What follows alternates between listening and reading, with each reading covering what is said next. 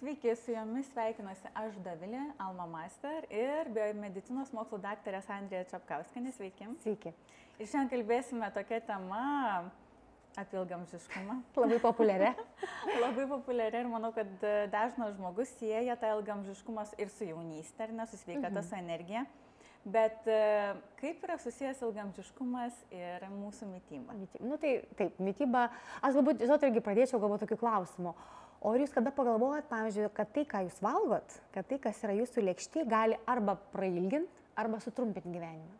Dovilė, jums klausimas. Tikriausiai negalvoju, ar skanu ar ne. Taip, ar skanu ar ne, nes iš tikrųjų, o vat irgi, matot, jūs paklausėt, dabar aš perimsiu. O sakykit, jūs girdėjot, pavyzdžiui, apie mėlynų zonų gyventojus? Tikrai. Mėlynas zonas, nes pasaulyje yra 5 mėlynos zonos įskiriamos, kuriuose gyvena ilgaamžiai. Tai kaip pavyzdys, pavyzdžiui, Japonija, Okinava, Europoje, ką mes turim Sardiniją, turim Italijoje, Ikario salas, Graikijoje turim. Ir būtent ten gyvena didelė, kaip mokslininkai skaičiavo, kad gyvenantis ilgaamžiai, jie iš tikrųjų jų gyvenimo įpročiai skiriasi nuo kitų pasaulio šalių. Ir aišku, jeigu žiūrint tą mytybą, tai labai daug kas, aš kiek kalbi, tai sako taip, jie turi daug saulės, kaip pavyzdys, tarkim, Viduržemio jūros regione, ne, šviežias daržovės, bet taip, tie žmonės kartu su mytyba, su tam tikrais produktais, gerų alyvuogių aliejum, kokybiškais baltymais, jie pakankamai yra fiziškai aktyvūs. Jie labai daug bendrauja su šeimos nariais, su draugais, tas socialinis ryšys pas juos irgi yra stiprus. Jie nueina popiečio miego pamiegoti, kaip pavyzdys, ne, tai jų tas visas, jie juda, fiziškai aktyvūs yra, tai jų tas ritmas iš tikrųjų šiek tiek kitoks yra ir jeigu kalbant apie pačią mytybą, tai taip, ta mytyba, aišku, ne tik mytyba, čia vienos mytybos negalim skirti, bet kadangi dabar apie ją šnekama, ne, bet mytyba taip, jinai gali nulemti produktų pasirinkimas, ar mes galim ilgiau gyventi ir ilgiau išlikti energingesni ir produktyvesni, ar mes tiesiog sutrumpinam savo tas džiaugsmingas, energingas gyvenimo dienas, tarsi, su tam tikrų lygų pasireiškimu. Nes kai yra lygos, kai yra tam tikras sveikatos problemos, tai to džiaugsmo ir tos nuotaikos ne per daugiausiai yra.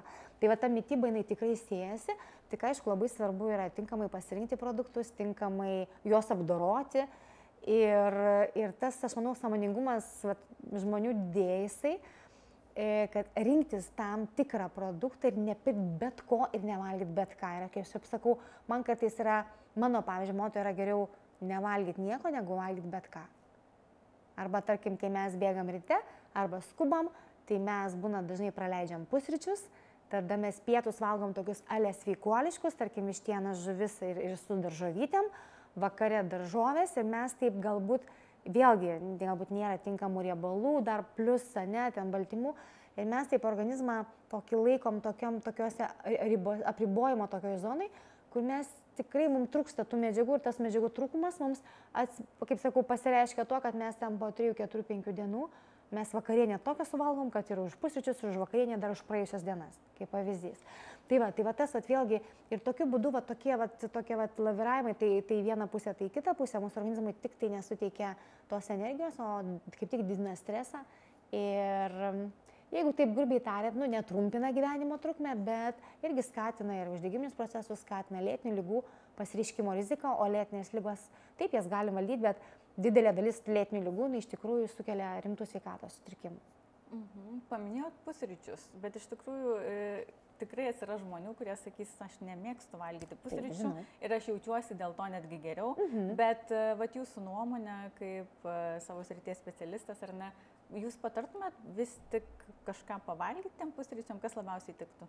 Žiūrėkit, aš galvoju taip, kad jeigu taip yra žmonių, kurie nenori, tai tiesiog labai svarbu, tas pusryčių valgymas arba nevalgymas labai priklauso nuo to, ką tu valgiai prieš tai. Tarkim, ar tai vakarienė buvo vėlyva, ar galbūt prisivalgiai vakare daug sunkaus maisto. Tai tikrai, jeigu tarkim, kas yra labai svarbu padaryti nuo paskutinio valgymo iki pirmo valgymo, fiziologiškai turėtų būti 12 valandų tarpas, o dar aš visai rekomenduočiau pailginti iki 14 valandų. Vadinasi, kaip pasakyti, jeigu tokio tarpo nėra, tai mes ir tų pusryčių nenorim valgyti. Ir jie tada mums nusikelia žemyn. Tai Žinot, aš taip griežtai, aš nesakau, kad nebūtinai, taip, jeigu tai yra įmanoma, jeigu jums tai yra priimtina ir jums patinka, pusryčiai, pietus ir vakarienė, 3 valgymai tikrai yra svarbus, be papildomo užkandžiavimo, nebent yra ten, tarkim, vaikai ar senyvo amžiaus žmonės, ar atletai, ar ten yra tam tikros grupės, kur tikrai reikalinga valgyti daugiau negu 3 kartus, ne? Bet aš tai pusryčių sakyčiau, bet jeigu tai pusryčiai yra, žinot, kruasanas su kava, taip? Ne Italijai, ne Prancūzijos kruasanas, arba ten kokia bandelė, ne duona, ne kaip pavyzdys, žinot, kai būna nuvažiuoji, kad nori paragauti to šalies. Tai aš sakyčiau, tada iš vis nevalgyti.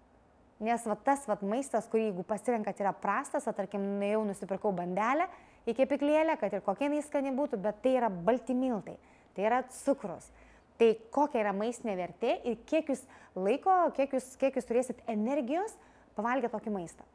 O tas praleidimas galbūt pusryčių, jis tikrai blogai nepablogins situacijos, bet kaip tik dar net pagerins. Nes jau gausis protarpinio viena iš badavimo formų, kaip pavyzdys, ne? Protarpinio pasninkavimo, kaip sakau, to nevalgymo formų ir mes, ir kaip sakot, geriau jaučiasi kiti, nepavalgę pusryčių. Tai aš taip griežtai nedėčiau tokio, kad brūkšnio, kad nebūtinai valgykit. Aš labai rekomenduoju valgyti, bet jeigu nevalgo, tai tikrai galima tada, bet tada, aišku, turi būti, žinot, čia vien tik pusryčiais neapsiribos, tad turi būti pietus ir vakarienė, turi būti jie ir maistingi ir mes turim pasirinkti medžiagos, o ne tai, kad pusryčius praleidom, pietum suvalgiau saloto, o vakariai šis vėl nieko nevalgiau, nes nespėjau. Nes tokiu maitinimu tada niekur toli nenuvažiuosit ir organizmas stabdys jūs ir pasireikš tam tikrus sutrikimus sveikatos, jeigu tai užtruks ilgiau. Tai vėlgi savo gyvenimo dienų nepratesim tokiu būdu. Bet jūs paminėjote Japoniją ir Sardiniją kaip tas ilgamžių šalis, ar ne? Tai Sardinijoje gal valgo tos kruasanus dažniau negu kartais rytai? Žinokit, žinot, irgi vėlgi iš kokių miltų pagaminti jie. Ir šiek tiek žinau, tai būtent šitą šalis ir pasižymė, Italija pasižymė, tai jis dabar tiksliai nepasakysiu, bet kitokio grūdų, negu kad pas mus, tarkim, iš ko duonelė gaminama ir taip toliau. Tai vėlgi labai svarbus yra ir pačio, kaip sakyt, pats procesas ir iš ko padarytas tas ingredientas, ne? Tai aš nieko nesakau, galima ir tą pačią bandelę suvalgyti, bet tai neturėtų būti kiekvieną dieną, kiekvieną pusryčio metu, arba tai jau neturėtų tapti įpročiu. Aš irgi galbūt ir paragaučiau, taip galima, ne? Bet vėlgi tai reikia atsižvelgti, kada valgiau, kiek aš valgau, ką aš paskui veiksiu, judėsiu, nejudėsiu, stovėsiu, sėdėsiu.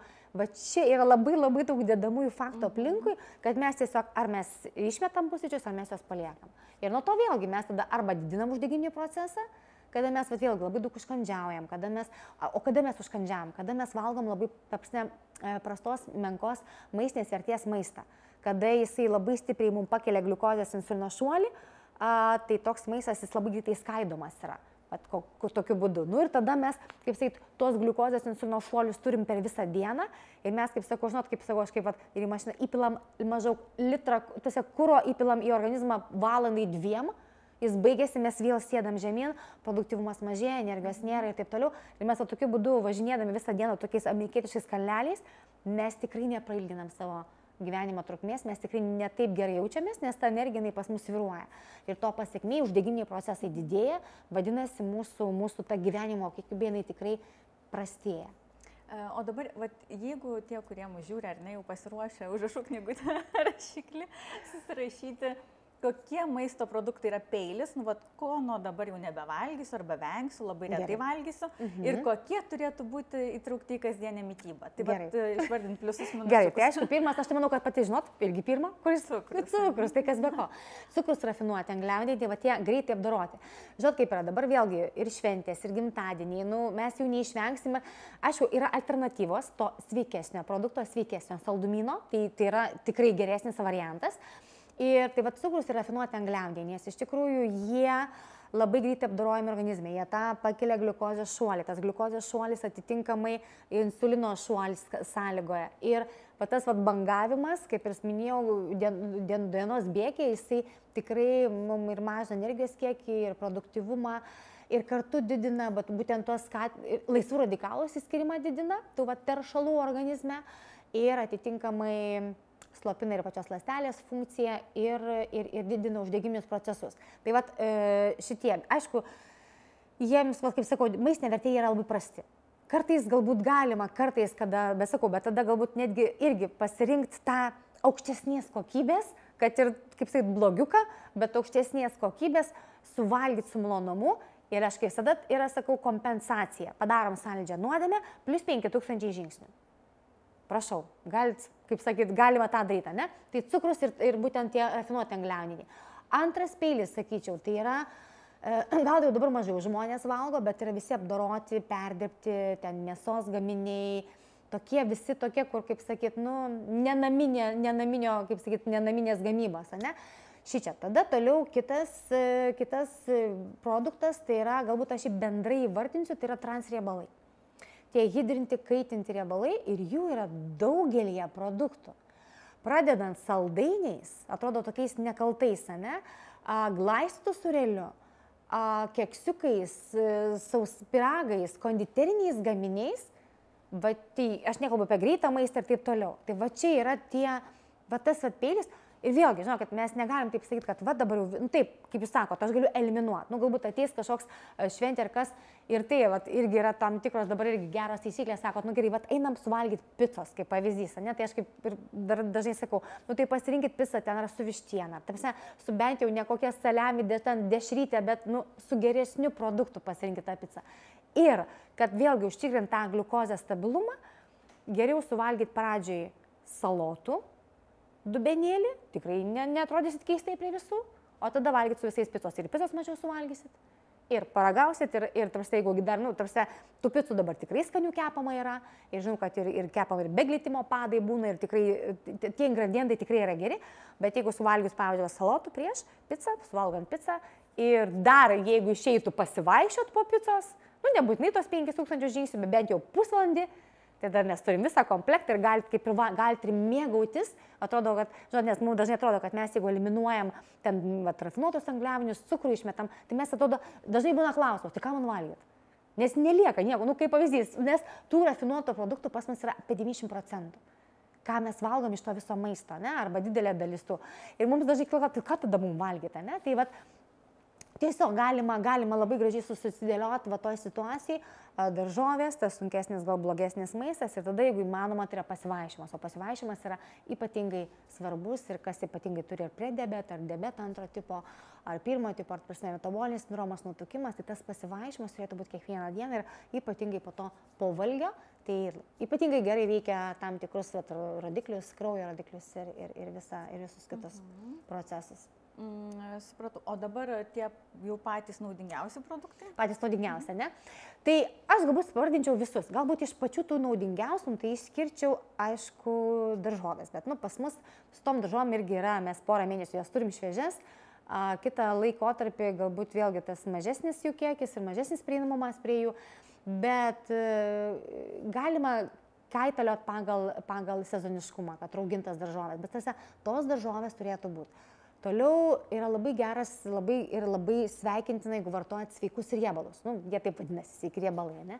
Bet tai yra riešutai, tai yra sėklos, tai yra aukštos kokybės geras, pirmos pavadinimo, alyvuogių aliejus. Taip, jeigu išeina, jeigu pavyksta geros kokybiškos žuvies.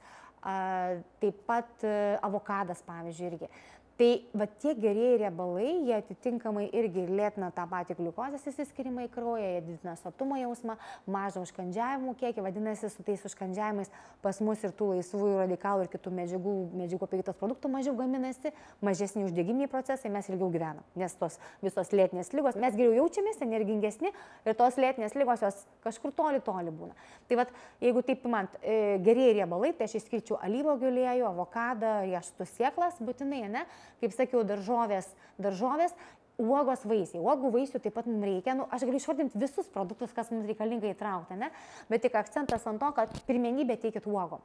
Jeigu dabar turit, tarkim, jeigu šviežios, tai taip, jeigu šaltas uogos, tarkim, žiemos laikotarpiu šaltas, bet ne uogienė su cukrumu, ne džemai.